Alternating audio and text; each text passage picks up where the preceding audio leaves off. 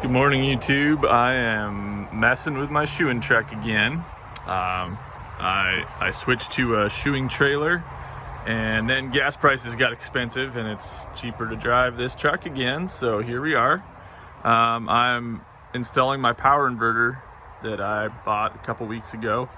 I've got this 3000 watt pure sine wave inverter, so I can charge, finer electronics. It won't kill my power tools.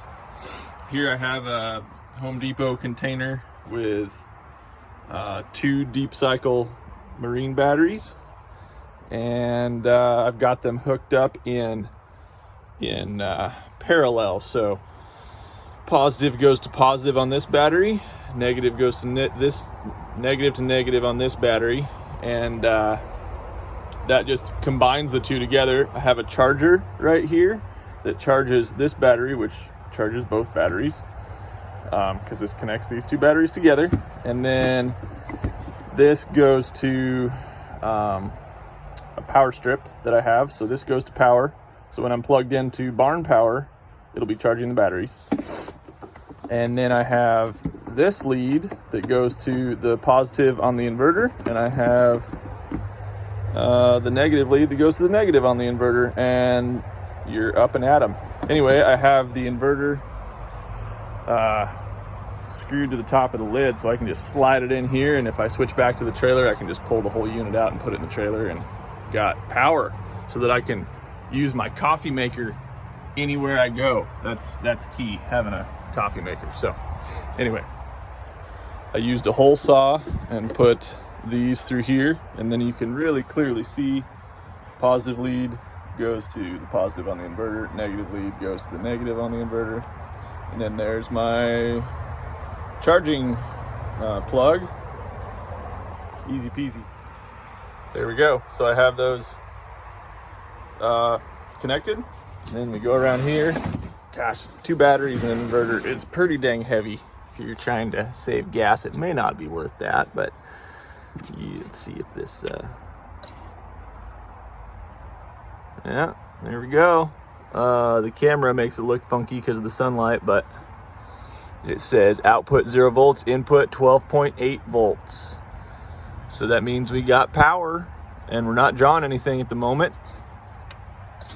Done.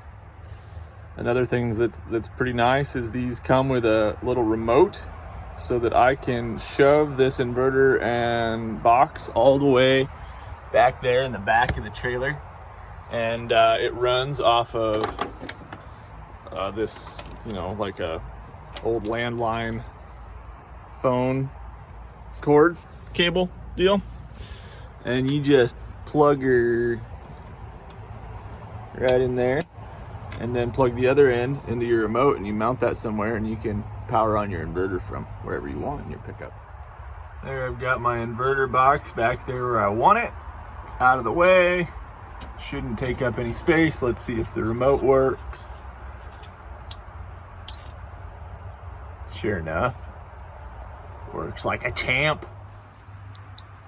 Okay, so where we are right now, you can see I have this cord plugged into the inverter, and it runs, it's just a little 10 foot extension cord, maybe. Runs from the inverter, and it runs right along here. It's this cord right here, runs plugged right in there in the front.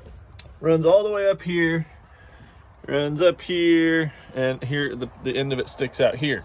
I've got all my power tools plugged into this power strip, so if I want to run off the inverter, I switch the power strip plug to the inverter plug here, and if I want to run off barn power, I switch it back to the 30-foot cord reel. I plug into this end of it, and then I run the reel end to the barn.